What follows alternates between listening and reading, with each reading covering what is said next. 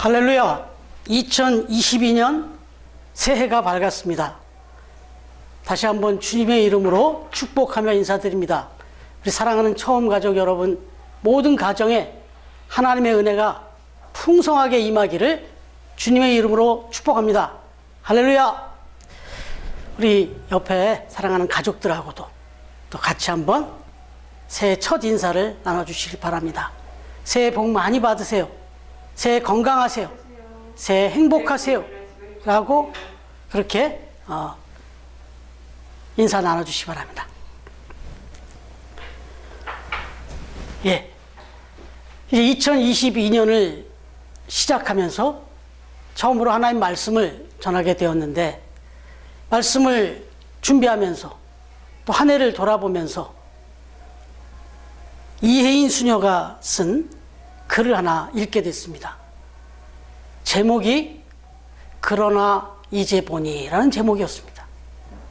참 의미 깊은 그런 글이었는데, 먼저 이 글을 좀 소개하려고 합니다.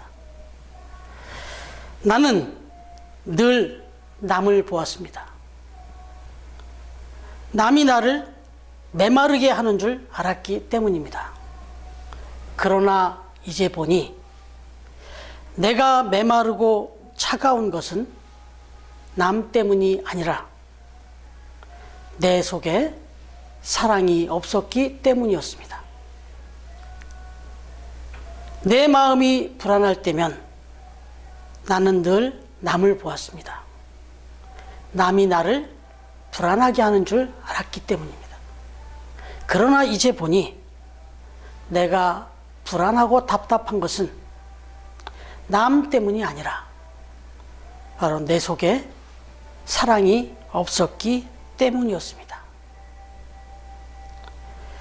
내 마음이 외로울 때면 나는 늘 남을 보았습니다. 남이 나를 외면하는 줄 알았기 때문입니다. 그러나 이제 보니 내가 외로운 것은 남 때문이 아니라 내 속에 사랑이 없었기 때문이었습니다. 내 마음에 불평이 쌓일 때면 나는 늘 남을 보았습니다. 남이 나를 불만스럽게 하는 줄 알았기 때문입니다. 그러나 이제 보니 나에게 기쁨과 평화가 없는 것은 남 때문이 아니라 내 속에 사랑이 없었기 때문이었습니다. 내 마음에 희망이 사라질 때면 나는 늘 남을 보았습니다.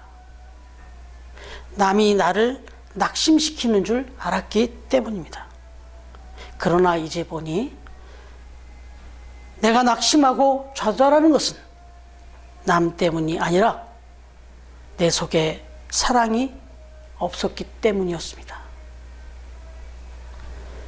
내 마음에 희망이 사라질 때면, 아니 이제 나에게 일어나는 모든 부정적인 일들은 실은 내 마음에 사랑이 없었기 때문이라는 것을 알게 된 오늘, 나는 내 마음밭에 사랑이라는 이름의 씨앗 하나를 떨어뜨려 봅니다. 여러분은 2021년 지난 한 해를 어떻게 살아오셨습니까? 무엇을 심고 무엇을 거두셨습니까? 이제 2022년 새해를 맞이했는데 올 한 해는 무엇을 심고 싶으십니까? 그리고 무엇을 거두고 싶으십니까? 2022년 어떻게 살고 싶으신지.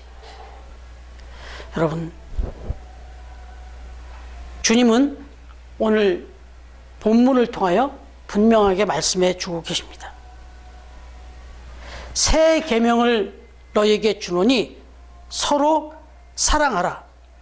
내가 너희를 사랑한 것 같이 너희도 서로 사랑하라. 이렇게 말씀하셨습니다.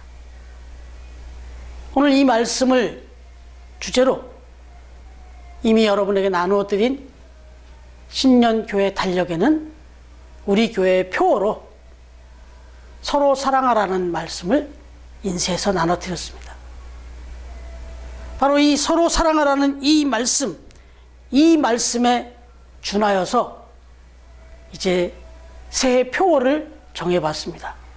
우리 작년 표어 기억하시죠?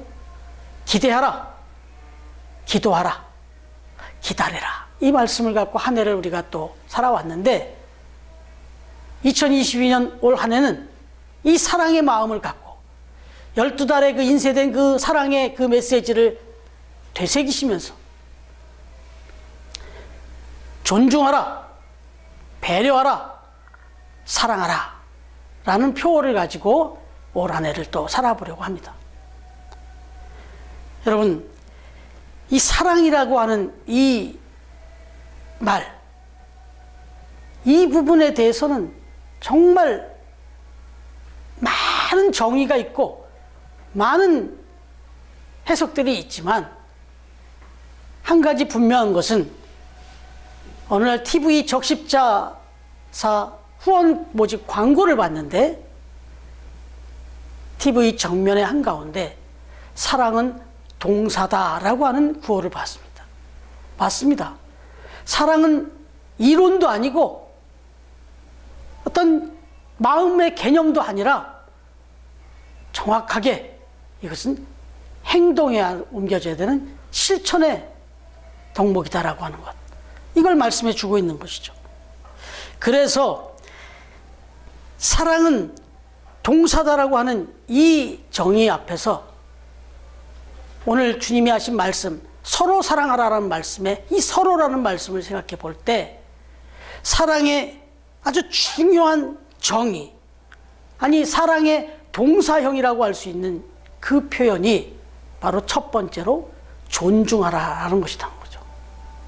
여러분, 마태복음 7장 12절 말씀을 보시면 그러므로 무엇이든지 남에게 대접을 받고자 하는 대로 너희도 남을 대접하라 이렇게 말씀하세요. 이 말씀은 세상 사람들도 다 아는 소위 황금률이라고 하는 별칭을 가진 말씀입니다. 그런데 이 말씀을 황금률이라 이렇게 부르게 된 것은 기원 후 AD 3세기경에 로마 황제였던 세베루스 알렉산드르라는 황제가 이 말씀이 너무 귀하고 소중해서 이 말씀을 금으로 써서 거실에 붙여두고 계속해서 묵상했다. 그리고 그렇게 실천하려고 했다. 한 데서 유래했다는 것으로 알려져 있습니다. 그만큼 이 말씀은 인간관계를 비롯한 모든 사회관계에서 너무나도 중요한 원리라 하는 것을 가르쳐 주는 것이죠.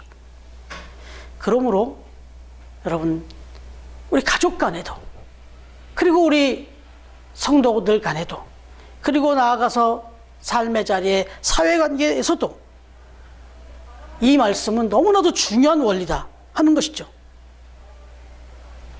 더더욱이나 갈등이 생기고 마찰이 생길 때면 정말 이 황금률의 말씀을 생각해 볼 필요가 있는 것이죠. 나의 입장에서 나의 권리와 나의 이익만, 나의 감정과 나의 기분만을 앞세워 판단하고 상대방에게 요구를 하지는 않았는지, 그렇게 살아오지는 않았는지, 그로 인해서 상대방에게 상처나 아픔을 줬던 일은 없었는지, 이걸 돌아봐야 된다는 거죠. 그렇습니다. 황금률을 지키는 것, 내가 남에게 대접을 받고 싶은 대로, 딱 그대로 다른 사람에게 내가 먼저 대접을 해주는 것, 이게 바로 존중입니다. 이것이 사랑의 실천 방법이다라고 하는 거죠. 주님께서 내가 너희를 사랑한 것 같이 너희도 서로 사랑하라 말씀하신 뜻 속에는 내가 너희를 존중했던 것처럼 너희도 서로 존중하라 하는 의미가 담겨 있다 하는 것이죠. 한 가지 예를 들어드리면 존 맥스웰과 진 도넌이라고 하는 분이 쓴 영향력이라고 하는 책을 읽어봤는데 거기에 이런 얘기가 나와요. 한 여성이 이사를 해서 한 마을에 새롭게 이사를 한 겁니다. 그래서 이제 그 마을에 살게 됐는데 어느 날 병원을 이제 다녀와서는 약국을 갔는데 그 약국에서 그 약사에게 아주 불친절한 느낌을 받은 거예요. 처음으로 낯설게 찾아간 그 약국에서 아주 좀 마음 상하는 불친절함을 느낀 거예요.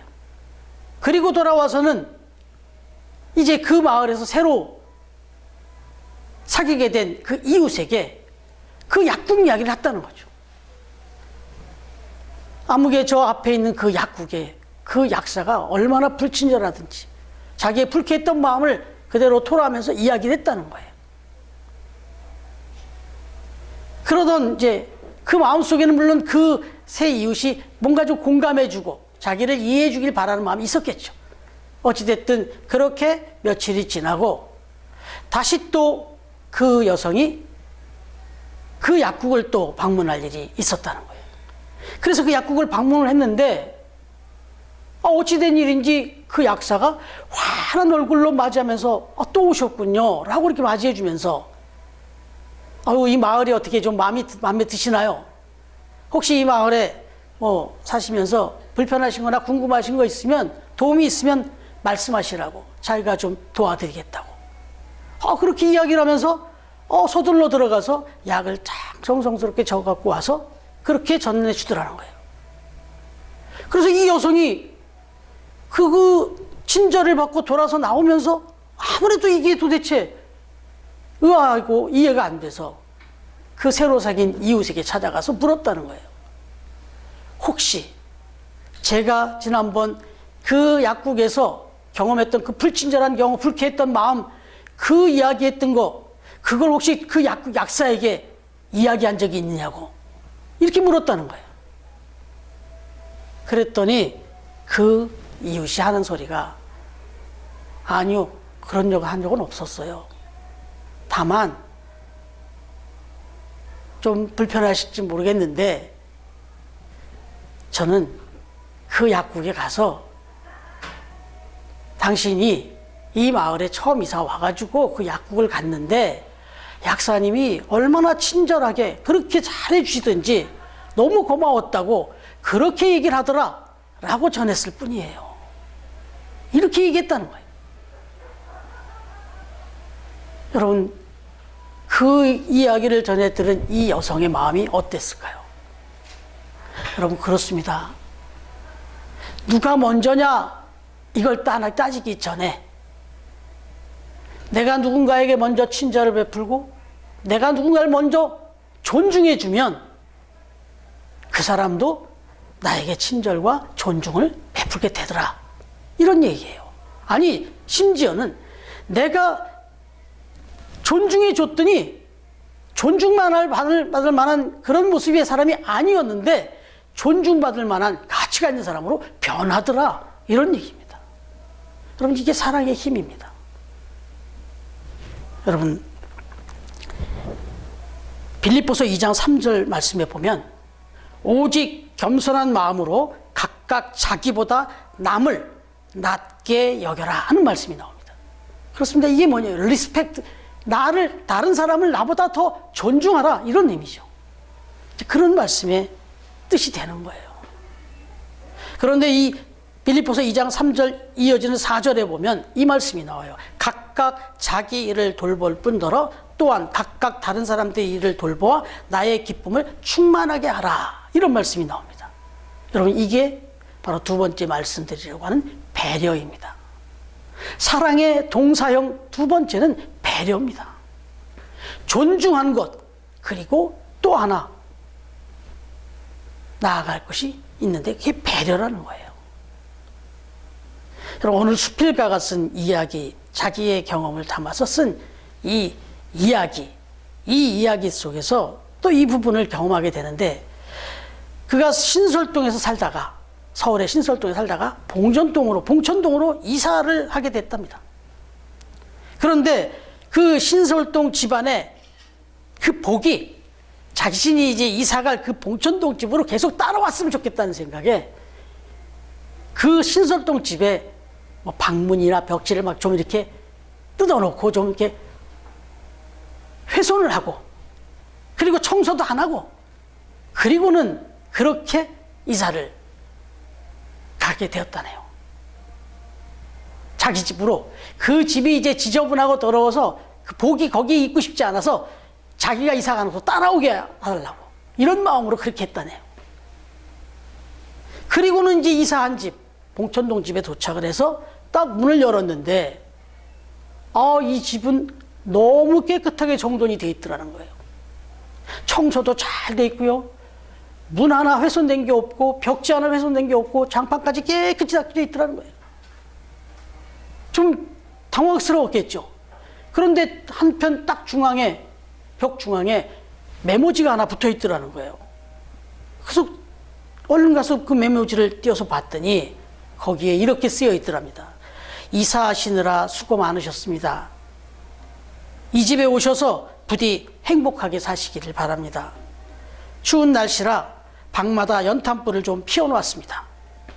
방 하나에 연탄 2장씩이면 하루 종일 따뜻할 것입니다.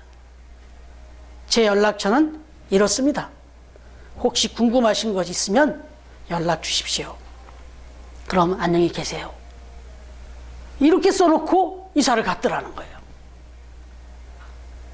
여러분, 다른 사람을 배려한다는 것 참으로 따뜻하고 아름다운 사랑의 표현인 것입니다. 전 말씀을 준비하다가 어제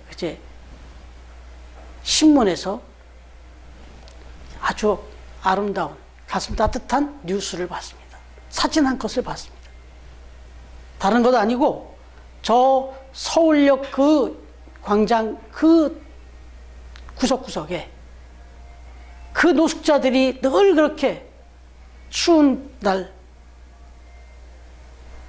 박스 종이를 깔고 정말 신문지를 덮고 그렇게 생활하는 모습이 특히나 이 겨울 날씨에는 아주 안쓰럽기가 짝이 없고 또 지금과 같이 코로나19가 창궐하는 시기에는 아주 또 위험한 그런 대상이 되고 있다고 하는데 지금 기자가 가서 사진을 찍어 왔는데 아름다운 텐트촌이 펼쳐진 거예요. 알고 봤더니 그 인근의 모 교회에서 성도들이 교회에서 준비한 텐트를 가지고 나와서 그곳에 아주 정갈하게 딱 맞춰진 텐트를 설치를 해줬다는 거예요. 35개의 텐트가 펼쳐져 있고 그래서 노숙자들이 그 안에 들어가서 이 한파에 추운 이 바람을 피해서 쉴 수 있게 됐고 지나가는 모든 사람이 봐도 너무 무슨 캠핑장 같은 너무 예쁜 모습이 펼쳐진 겁니다. 아울러 또한 방역청에서 염려하는 코로나19의 확산에 대한 염려도 막아주고 추운 이웃들을 또 이렇게 살피는 아름다운 뉴스가 난 거예요. 모처럼 교회의 이름으로 아주 훈훈한 뉴스가 신문에 소개된 걸 봤어요. 여러분, 이게 배려입니다. 바로 이게 사랑인 것이죠. 여러분, 그러나 가장 중요한 것, 존중과 사랑, 그리고 이것이 결국 사랑으로, 존중과 배려, 이것이 결국 사랑으로 이어져야 되는데 여러분, 여기에 우리가 딜레마가 있죠. 사랑하는 것, 말 그대로 존중의 가치도 배려의 의미도 잘 알겠는데 막상 존중과 배려를 이제 실천하고자 할 때 이렇게 불특정 다수들한테는 그래도 좀 쉬울 수 있어요. 쉽지 않지만 그래도 이건 해볼 수 있는 그런 여지가 있는데 오히려 존중과 배려를 하려고 할 때 정말 딜레마하고 아이러니한 것은 가장 가까운 사람들, 그래서 그 사람들의 면면을 너무너무 잘 알고 있을 때 그런 사람들을 존중하고 배려하기가 너무 어렵더라는 거죠. 그런 사람들을 사랑한다는 게 쉽지 않다는 거죠. 그래서 오늘 본문 말씀 다시 보시면 새 계명을 너에게 주노니 서로 사랑하라. 내가 너희를 사랑한 것 같이 너희도 서로 사랑하라.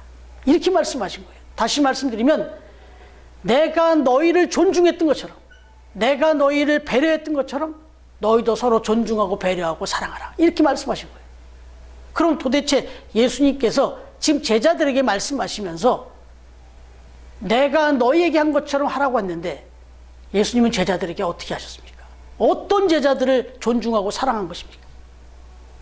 여러분, 이 말씀, 이 요한복음 13장 말씀은 지금 예수님께서 이제 십자가에 달리시기 바로 앞에 두고 마지막 만찬하면서 제자들을 모아놓고 제후 만찬하면서, 그것도 예수님께서 제자들의 발을 씻어주는 장면에서 그 후에 하신 말씀입니다.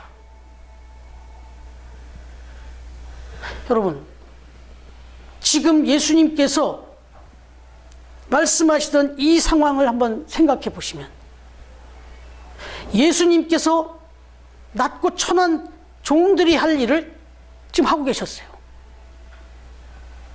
아니, 거꾸로 됐잖아요. 지금 밖에 나가서 전도도 하고 사역을 하시고 이제 모였을 때 그렇게 먼지 묻은 발, 누가 먼저 수건을 들고 누구 발을 씻겨야 맞습니까?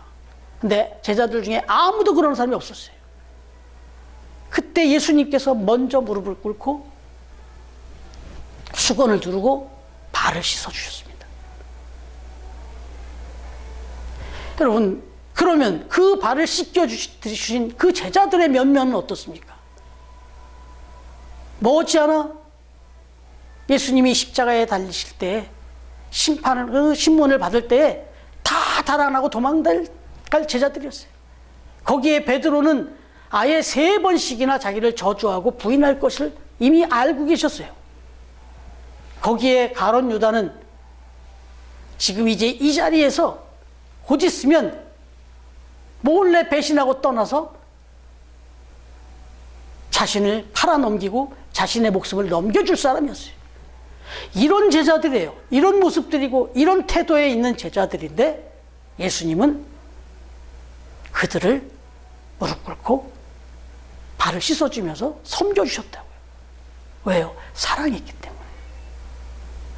바로 이 부분, 정말 존중받기에는, 배려받기에는, 사랑받기에는 너무나도 못났고 마음에 안 드는, 마음에 안 내킬 만한 그런 제자들을 예수님은 오히려 자기 몸을 낮추고 존중해주고 배려해주고 사랑해줬다는 거예요.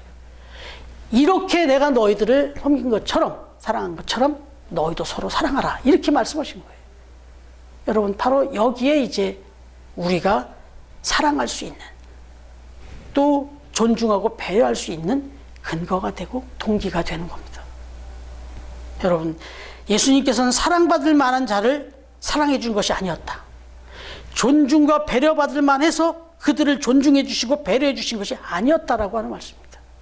존중하기에는, 배려하기에는, 사랑하기에는 너무나도 밉고 마음에 들지 않고 허물투성이었던 그런 제자들이었는데, 그런 제자들을 끝까지 존중해 주시고 배려해 주시고 오히려 그들의 발까지 씻어 주시면서 사랑의 본을 보여주셨다, 이런 얘기입니다. 사실 이건 지금까지 그 유대 사회에서도 생각 못했던 사랑의 통념, 그리고 또 사랑의 어떤 질서였어요. 그래서 3계명을 너에게 준다, 이렇게 말씀하신 겁니다. 여기서 한 걸음 더 나아가서 이미 주님께서 하셨던 말씀, 마태복음 5장 46절부터 47절을 보면, 너희가 너희를 사랑하는 자를 사랑하면 무슨 상이 있으리요? 세리도 이같이 아니하느냐?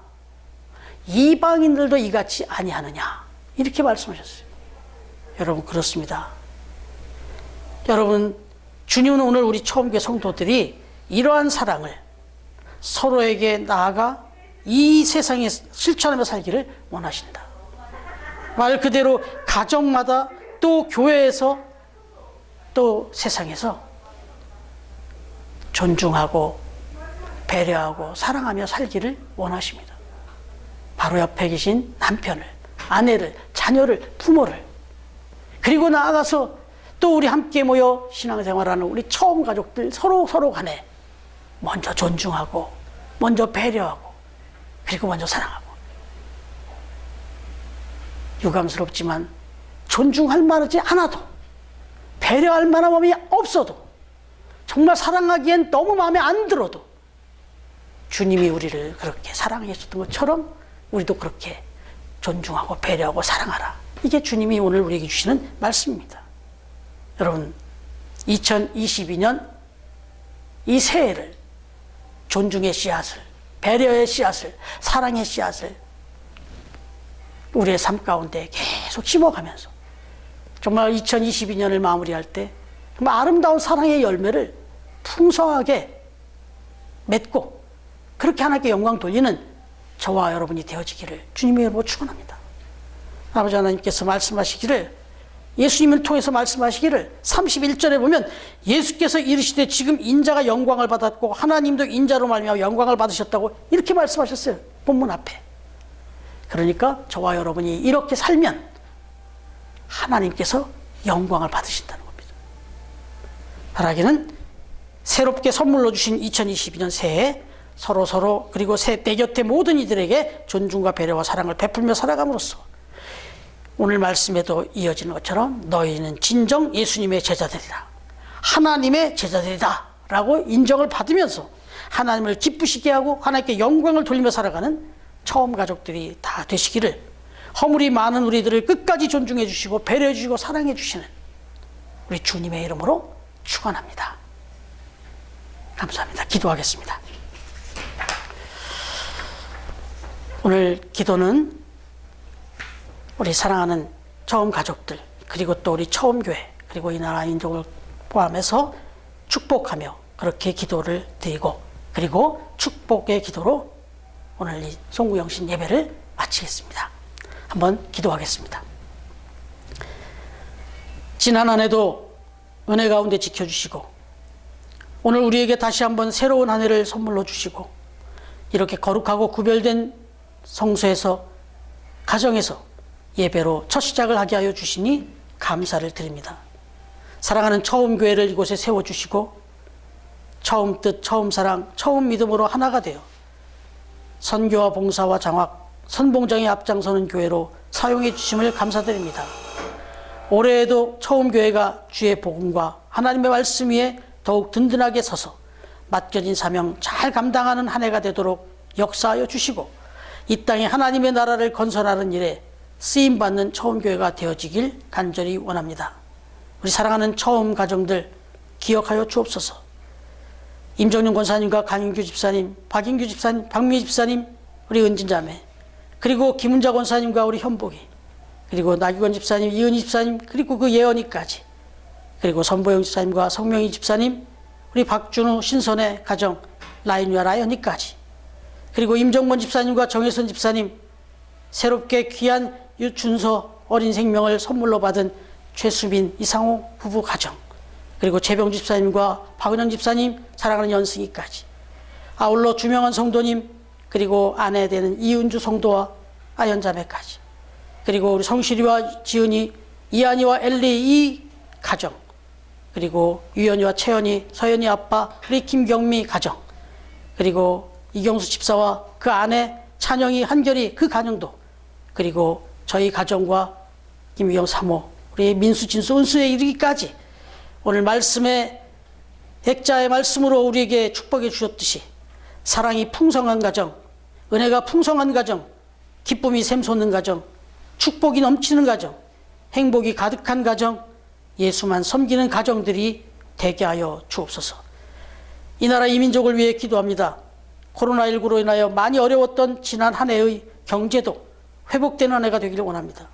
힘들고 지쳐 낙심하는 심령들이 없게 하시고 새로운 희망과 소망을 품고 살아가는 이 나라가 되도록 인도하여 주옵소서.